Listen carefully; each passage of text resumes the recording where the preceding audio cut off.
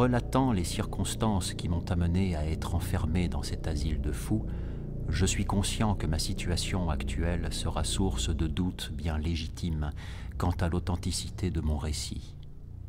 Il est dommage que l'essentiel de l'humanité ait une vision mentale trop limitée pour considérer avec patience et intelligence ces phénomènes isolés qui, en ceci qu'ils dépassent l'expérience commune, ne sont visibles et sensibles que par quelques individus au psychisme affûté. Les hommes à l'intellect élevé savent qu'il n'y a pas de différence tranchée entre réel et irréel, que la manière dont les choses nous apparaissent dépend uniquement du délicat et subjectif filtre physique et mental, sans lequel nous n'aurions pas conscience de leur existence. Mais les masses, dans leur matérialisme inélégant, attribuent à la démence les éclairs de lucidité qui parviennent à pénétrer le voile prosaïque de l'empirisme banal. Je m'appelle Gervase Dudley, et je suis rêveur et visionnaire depuis mes plus tendres années, suffisamment riche pour ne pas être obligé de travailler et, de par mon tempérament, inapte aux études formelles et aux distractions sociales de mes connaissances.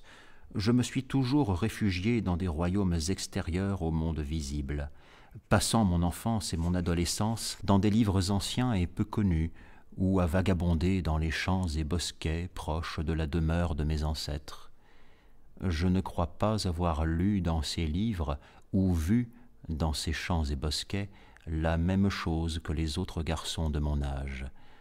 Toutefois, je dois me taire sur ce sujet, car en parlant en détail, je ne ferai que confirmer les cruelles calomnies que se glisse furtivement le personnel de l'asile quant à mon intelligence. Je me contenterai donc de raconter les événements sans en analyser les causes. J'ai dit que je me réfugiais à l'écart du monde visible, mais pas que je m'y réfugiais seul. Cela, personne n'en est capable, car sans la compagnie des vivants, on en vient inévitablement à rechercher celle de ce qui n'est pas ou plus vivant. Je passais le plus clair de mon temps à lire, à réfléchir et à rêver dans les profondeurs crépusculaires d'une singulière combe boisée, non loin de chez moi. C'est dans ces pentes moussues que je fis mes premiers pas, et parmi ces chênes difformes que se forgèrent les premiers rêves de mon enfance. J'allais volontiers lier connaissance avec les dryades, maîtresses de ces arbres, et contemplais souvent leur danse sauvage sous les rayons hésitants de la lune déclinante. Mais ce n'est pas le moment d'évoquer ces souvenirs. Je ne parlerai que de la tombe perdue dans les fourrés les plus sombres de la pente. Le caveau abandonné des Hyde, vieille famille glorifiée dont le dernier descendant direct avait été enterré là plusieurs décennies avant ma naissance. Le tombeau en question est taillé dans du vieux granit érodé et décoloré par des lustres de brouillard et d'humidité. Creusée à même la pente, la structure n'est visible que lorsqu'on se trouve devant. La porte, dalle de pierre aussi lourde qu'effrayante, s'appuie sur des gonds de fer rouillés et est maintenue entrebâillée, détail sinistre autant qu'étrange, par des chaînes et cadenas de gros calibre, suivant la mode macabre d'il y a un demi-siècle. La demeure de la race dont les rejetons reposaient là dominait jadis la pente recélant la tombe, mais avait été dévorée par un incendie, un jour que la foudre s'était abattue sur elle. Les habitants les plus âgés de la région évoquent parfois d'une voix basse et peu assurée la tempête nocturne qui détruisit ce sinistre manoir. Ils font allusion à la colère divine, d'une manière qui, plus tard, renforça insidieusement la fascination déjà forte que je concevais depuis toujours pour le sépulcre caché dans les ténèbres de la forêt. Un seul homme avait péri dans l'incendie. Lorsque le dernier des Hyde fut inhumé en ce lieu de pénombre et d'immobilité, l'urne contenant ces tristes cendres parcourut une très grande distance pour gagner sa dernière demeure, car la famille, après la catastrophe, s'était exilée. Il n'y a plus personne pour déposer des fleurs devant la porte de granit, et rares sont ceux qui osent affronter les ténèbres déprimantes qui semblent ne pas vouloir quitter ces pierres érodées. Je n'oublierai jamais l'après-midi où je tombais par hasard sur ce caveau à moitié caché.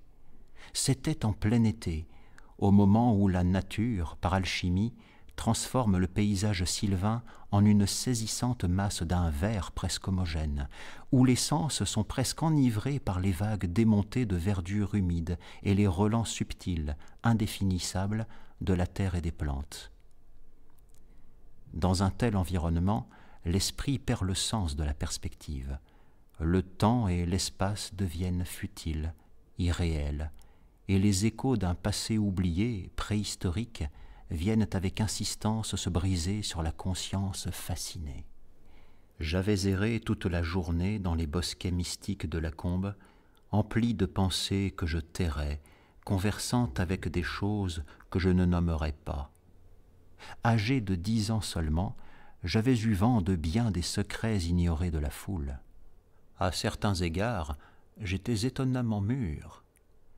Lorsque, me frayant un passage entre deux ronciers, je découvris soudain l'entrée du caveau, je ne sus pas immédiatement ce que j'avais trouvé. Les blocs sombres de granit, l'entrebâillement insolite de la porte, les gravures funéraires sur le linteau n'éveillèrent chez moi ni tristesse ni frayeur. Je savais et imaginais bien des choses sur les tombeaux de toutes sortes, mais, à cause de mon tempérament particulier, on m'avait toujours tenu à l'écart des cimetières. L'étrange édifice de pierre sur la pente boisée n'était pour moi qu'une source d'intérêt et d'hypothèse.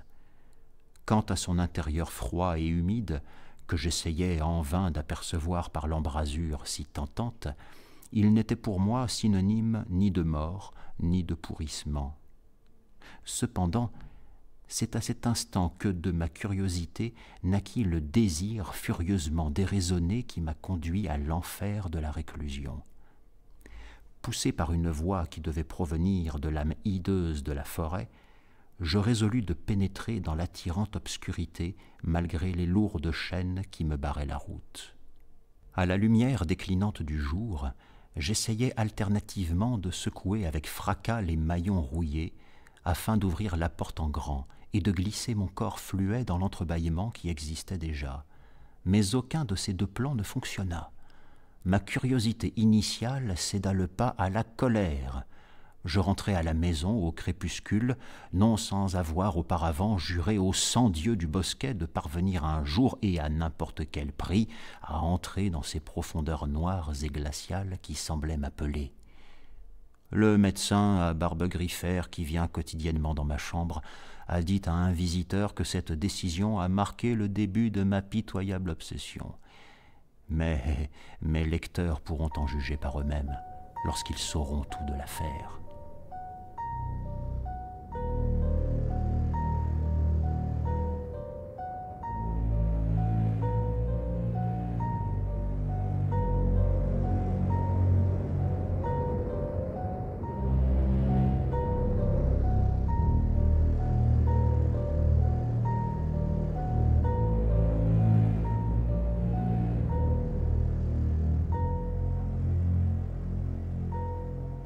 Je consacrai les mois suivants ma découverte à tenter de faire sauter le cadenas compliqué de la porte entr'ouverte et à faire de discrètes recherches sur la nature et l'histoire de l'édifice.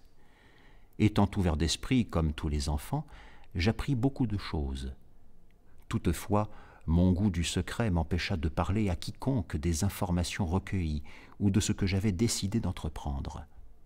Il peut être utile de préciser que je ne fus ni surpris ni terrifié en découvrant ce qu'était ce bâtiment.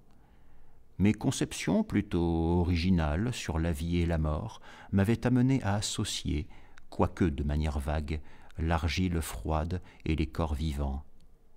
Et j'avais le sentiment que la célèbre et sinistre famille du manoir brûlé était en quelque sorte représentée dans cet espace de pierre que je cherchais à explorer. Les murmures sur les rites insolites et les fêtes impies qui avaient autrefois eu lieu dans la vieille bâtisse renouvelèrent et renforcèrent mon intérêt pour la tombe, devant la porte de laquelle, jour après jour, je restais assis des heures durant. Une fois, j'introduisis une bougie par l'étroite embrasure, mais n'aperçus que des marches humides qui s'enfonçaient dans le sol. La puanteur des lieux me repoussait en même temps qu'elle m'attirait. J'avais l'impression de l'avoir déjà connue dans un passé si lointain qu'il échappait au souvenir, si lointain qu'il précédait même l'époque où j'entrais dans ce corps qui est désormais le mien. L'année suivant ma découverte initiale du tombeau, je tombais par hasard sur une traduction rongée par les vers des vies de Plutarque, parmi les innombrables livres rangés dans notre grenier. À la lecture de la vie de Thésée, je fus très impressionné par le passage parlant de la pierre sous laquelle le héros juvénile était censé trouver les preuves de sa destinée lorsqu'il serait en âge de soulever son poids énorme. Cette légende eut pour effet de dissiper un peu de mon impatience, en m'aidant à comprendre que je n'étais pas prêt. Avec le temps, me disais-je, je finirais par avoir la force et l'ingéniosité qui me permettraient de défaire facilement les lourdes chaînes maintenant la porte fermée, mais d'ici là, mieux valait me plier à la volonté du destin. Ainsi donc, je mis moins d'insistance à monter la garde devant le portail froid et humide et consacrai le plus clair de mon temps à d'autres quêtes non moins étranges. La nuit, il m'arrivait de me lever sans bruit et de sortir discrètement visiter ces cimetières et nécropoles dont mes parents m'avaient toujours tenu éloigné. Je ne peux raconter ici ce que j'y faisais, car je ne suis plus sûr de la réalité de certains détails, mais je sais que, le lendemain de ces pérégrinations nocturnes, j'étonnais souvent mon entourage par ma connaissance de sujets pour ainsi dire oubliés depuis de nombreuses générations. C'est suite à une telle nuit que je scandalisais la communauté avec un singulier trait d'esprit sur l'enterrement du riche et célèbre propriétaire terrien Brewster, personnalité de premier plan dans l'histoire locale, qui fut inhumé en 1711 et dont la pierre tombale en ardoise, sur laquelle était sculpté un symbole de tête de mort, tombait lentement en poussière. Dépassé par mon imagination puérile, j'affirmais non seulement que le croque-mort, un certain Simpson, avait dérobé les chaussures à boucles d'argent, les bas de soie et la culotte de satin du défunt, mais aussi que ce dernier, pas tout à fait mort, s'était retourné par 2 fois dans sa bière sous terre le lendemain de son inhumation. Néanmoins, l'idée de pénétrer dans la tombe ne quitta jamais mes pensées. Elle fut même renforcée par une découverte généalogique inattendue. Mes ancêtres, du côté de ma mère, avaient un lien de parenté, si ténu fût-il, avec la famille Hyde, supposée éteinte. En tant que dernier rejeton de la race paternelle, j'étais donc aussi le dernier représentant de cette lignée plus ancienne et plus mystérieuse. Je commençais à penser que cette tombe était à moi, et fus d'autant plus impatient de voir arriver le moment où je pourrais franchir son seuil et descendre dans les ténèbres par l'escalier de pierre visqueuse. J'avais pris l'habitude d'écouter très attentivement à la porte légèrement entr'ouverte, réservant les heures silencieuses du milieu de la nuit, mon moment préféré, pour cette veille curieuse.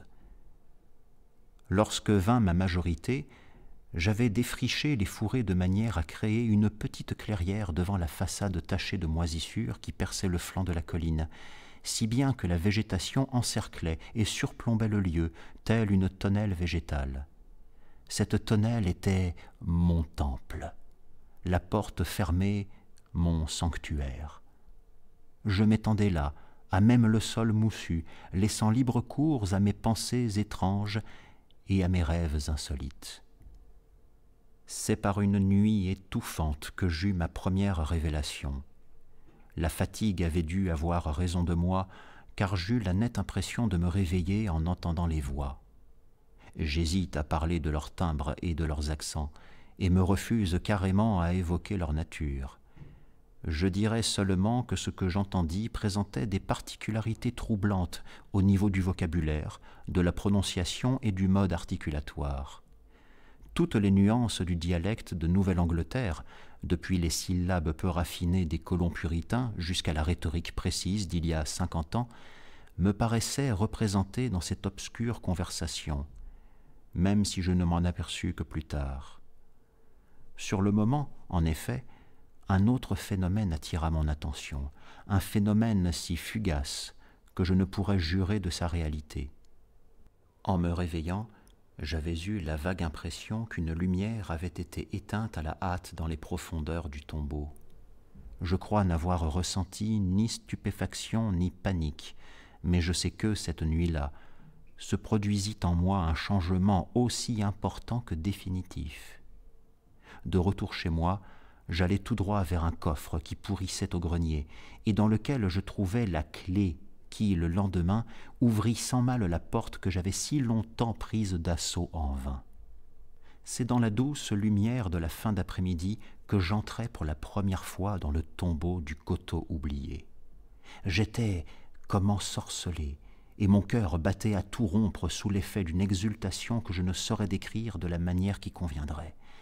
Je refermai la porte derrière moi, et, à la seule lumière de ma chandelle, descendis les marches dégoulinantes. J'avais l'impression de connaître le chemin, et malgré le grésillement de la bougie qui s'étouffait dans l'atmosphère viciée des lieux, je me sentais étrangement à l'aise parmi ces odeurs de caveau et de moisissure. Je regardai autour de moi et vis de nombreuses dalles de marbre, sur lesquelles étaient posés des cercueils ou des vestiges de cercueils. Certains étaient scellés et intacts, mais d'autres avaient presque disparu. Il n'en restait que des poignées et plaques d'argent noyées dans de drôles de tas de poussière blanchâtre. Sur une plaque, je lus le nom de Geoffrey Hyde, arrivé du Sussex en 1640 et mort quelques années plus tard. Dans une alcôve bien visible se trouvait une bière inoccupée et assez bien conservée, seulement ornée d'un nom qui me fit à la fois sourire et frissonner.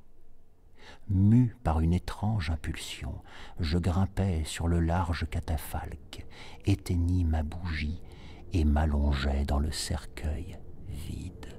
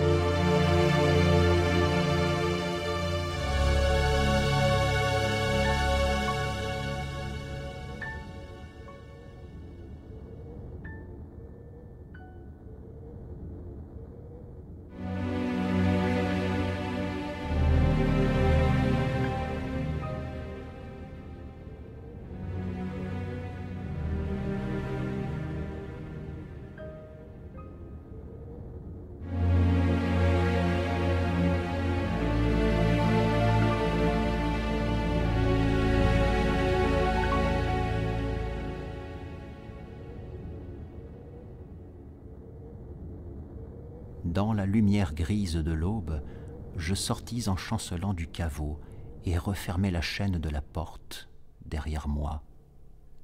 Je n'étais plus un jeune homme, même si mon corps n'avait connu la froidure que de 21 hivers. Les lève-tôt qui assistèrent à mon retour me regardèrent bizarrement et s'étonnèrent de voir un homme réputé sobre et solitaire montrer les signes d'une grande jubilation. Je n'apparus pas devant mes parents avant de m'être autorisé un long sommeil réparateur. À partir de ce moment, je hantais la tombe chaque nuit, voyant, entendant et faisant des choses que je me dois d'oublier à jamais. Mon parler, toujours prompt à évoluer selon mon environnement, fut ce qui changea en premier. On me fit des remarques sur ma diction, soudainement empreinte d'archaïsme. Par la suite, je devins singulièrement audacieux et imprudent, et sans m'en apercevoir, malgré une vie de solitude, je commençai à me comporter en homme d'expérience. Mon silence habituel fit place à l'aisance gracieuse d'un Chesterfield ou au cynisme impie d'un Rochester. J'étalais une érudition surprenante, sans le moindre rapport avec le savoir insolite que j'avais étudié de près dans ma jeunesse monacale. Je couvrais la page de garde de mes livres d'épigrammes improvisés, rappelant Gay, Prior, et les rimeurs et hommes d'esprit les plus alertes de l'âge augustinien de la littérature britannique. Un matin, au petit déjeuner, je frôlais le désastre en déclamant d'une voix manifestement avinée un texte digne du XVIIIe hilar, extrait d'allégresse toute géorgienne qui n'avait jamais été couchée par écrit et qui donnait à peu près ceci. « Venez là, mes amis, avec vos chopes de bière, et buvons au présent avant qu'il date d'hier. De bonnes pièces de viande emplissez vos assiettes, sans le boire, le manger, il n'y aurait pas de fête. Servez donc l'hydromel, car la vie est bien frêle, mort, on ne peut pas boire à son roi et sa belle. On dit qu'Anacréon avait le nez cramoisi, qu'importe, quand on est heureux et réjoui. Dieu me foudroie, autant être rouge et vivant que blanc comme un lys et mort depuis un an. Alors viens, ma beauté, me donner un baiser. En enfer, il n'y a pas de fille de tenancier. Le jeune Harry a beau essayer d'être stable, il perdra sa perruque en roulant sous la table. Mais emplissez vos coupes et passez donc la bière. Mieux vaut être sous la table que sous la terre. Festoyez et riez, n'oubliez d'écluser, 6 pieds sous terre, difficile de s'esclaffer. Que le malin m'emporte, je peux à peine marcher, encore moins me tenir debout ou bien parler. Tenancier, qu'on m'apporte une chaise à porteur, je vais rentrer chez moi, car ma femme est ailleurs. Qu'on me donne la main, je ne suis pas vaillant, mais je serai heureux tant que je serai vivant. C'est à peu près à cette époque que naquit ma peur des flammes et de l'orage. Jusque-là indifférente à ces choses, je me mis à éprouver à leur égard une indicible terreur. Chaque fois que les cieux menaçaient de cracher leur foudre, je me réfugiais dans les recoins les plus reculés de la maison. Dans la journée, j'aimais à me terrer dans la cave en ruine du manoir brûlé, que je me représentais tel qu'il avait été à l'époque de sa gloire. Un jour, je surpris un villageois en le conduisant sans hésitation dans un sous-sol peu profond, dont je semblais connaître l'existence bien que nul n'en eût entendu parler depuis maintes générations.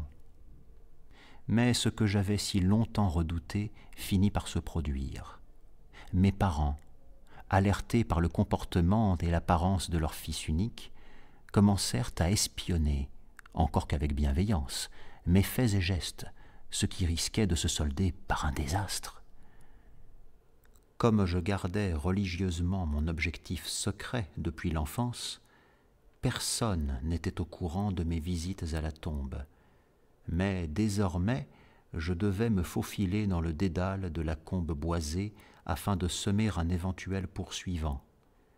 Je gardais la clé du caveau attachée à un cordon autour de mon cou, à l'insu de tous, et n'emportais jamais ce que je découvrais dans la tombe.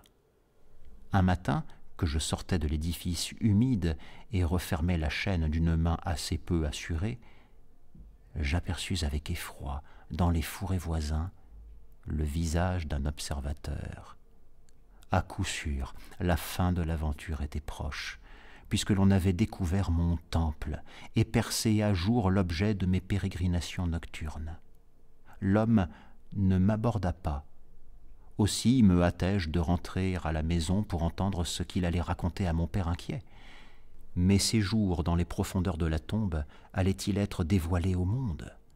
Imaginez combien ma surprise fut agréable quand j'entendis l'espion informer mes parents à voix basse que j'avais passé la nuit dans la clairière, devant la tombe. Mes yeux vitreux de sommeil rivaient sur l'entrebâillement de la porte cadenassée. Mais par quel miracle l'observateur avait-il pu se tromper à ce point?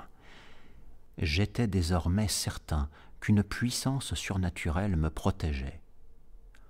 Encouragé par ce coup de théâtre providentiel, je cessai totalement de me cacher lorsque je me rendais au tombeau, car j'étais certain que nul ne me verrait y pénétrer. Une semaine durant, je goûtais pleinement les plaisirs du monde sépulcral, plaisir que je dois taire, et soudain la chose se produisit, et je fus emporté dans cette maudite demeure de chagrin et de monotonie. Je n'aurais pas dû mettre le nez dehors cette nuit-là, car les nuages étaient couleur d'orage, et une lueur infernale montait du marais nauséabond au fond de la combe, jusqu'à l'appel des morts qui était différent. Au lieu de la tombe du flanc de la colline, c'est sur la crête, dans la cave calcinée, que le démon me faisait signe de ses doigts invisibles, alors que, sortant d'un bosquet, j'émergeais sur la plaine qui s'étendait devant la ruine. Mes yeux contemplèrent, sous le clair de lune brumeux, un spectacle dont j'avais toujours subodoré que je le verrais. Le manoir, disparu depuis un siècle, s'offrait à nouveau de toute sa majestueuse hauteur au regard extasié. Toutes les fenêtres étaient illuminées de nombreuses bougies, et dans la longue allée roulaient les voitures de l'aristocratie bostonienne, tandis qu'une foule de gentilshommes poudrés arrivait à pied des manoirs voisins. Je me mêlais à eux, tout en sachant que j'étais l'hôte plutôt que l'invité. À l'intérieur, tout n'était que musique et éclat de rire, et le vin coulait à flots. J'identifiais plusieurs visages, mais il m'aurait été plus facile de les reconnaître s'ils avaient été desséchés ou rongés par la mort et la décomposition. J'étais l'élément le plus déchaîné de cette foule en délire. Des torrents de blasphèmes se déversaient gaiement de mes lèvres, et dans mes scandaleuses saillies, je ne me souciais plus des lois de Dieu, des hommes ou de la nature. Soudain, un coup de tonnerre couvrit les cris porcins des festoyeurs. L'explosion du toit imposa un silence apeuré à la tapageuse assemblée. Des langues de flammes rouges et des bourrasques brûlantes enveloppèrent la bâtisse, et les noceurs, terrifiés par cette calamité dont la violence semblait dirigée, surnaturelle, s'enfuirent en hurlant dans la nuit. Je restai seul, rivé à mon fauteuil par une peur sournoise que je n'avais encore jamais ressentie. C'est alors qu'une autre terreur s'empara de mon âme. Brûlé vif, le corps réduit en cendres et dispersé aux quatre vents. Jamais je ne reposerai dans le tombeau des Hyde. Le cercueil vide pourtant ne m'était-il pas destiné? N'étais-je pas en droit de dormir pour l'éternité parmi les descendants de Sir Geoffrey Hyde? Si fait, je réclamerais mon dû dans la mort, même si mon âme devait errer des siècles durant en quête d'un nouveau corps pour la représenter sur la dalle vacante dans l'alcôve du caveau. Jamais Gervase Hyde ne partagerait le triste sort de Palinure. Alors que le spectre du manoir en flammes s'estompait, je m'aperçus que je poussais des cris et me débattais de toutes mes forces aux mains de deux hommes, dont l'espion qui m'avait suivi jusqu'à la sépulture. Il tombait une pluie torrentielle, et à l'horizon sud, on voyait les éclairs de l'orage qui, peu de temps auparavant, étaient passés au-dessus de nos têtes. Tandis que je hurlais, en suppliant que l'on me laisse reposer dans la tombe, mon père, tout près de moi, le visage marqué par le chagrin, ordonnait régulièrement à mes ravisseurs de me traiter avec le plus de douceur possible. Un cercle noir sur le sol de la cave en ruine indiquait l'endroit où la foudre avait frappé, l'endroit précis où des villageois munis de lanternes fouinaient dans un coffret de factures très anciennes que la foudre avait exhumé. Cessant de me débattre, car l'effort était vain et désormais sans objet, je regardais les curieux et l'on m'autorisa à voir ce qu'ils avaient découvert. La boîte, dont les attaches avaient été brisées sous le choc, contenait maints documents et objets de valeur, mais je n'avais d'yeux que pour l'un d'eux, une miniature en porcelaine représentant un jeune homme à la perruque élégamment bouclée, miniature qui portait les initiales J.H. En contemplant le visage, j'eus l'impression de me voir dans un miroir. Le lendemain, on m'enferma dans cette pièce aux fenêtres à barreaux, mais un vieux domestique simplet, que j'aimais bien quand j'étais petit et qui partage mon goût pour les cimetières, me tient informé de certaines choses. Le peu que j'ai osé raconter de mes expériences à l'intérieur du caveau ne m'a valu que sourires compatissants. Mon père, qui me rend fréquemment visite, m'assure que je n'en ai jamais franchi la porte et jure, après examen du cadenas rouillé, que nul n'a touché ce dernier depuis 50 ans. Il affirme même que tout le village était au courant de mes expéditions au tombeau et que l'on m'a souvent vu dormir dans la clairière, face à la sinistre façade, mes yeux mi-clos rivés sur l'embrasure. Je n'ai aucune preuve concrète à opposer à ces assertions, car la nuit du drame, j'ai perdu la clé du cadenas en me débattant.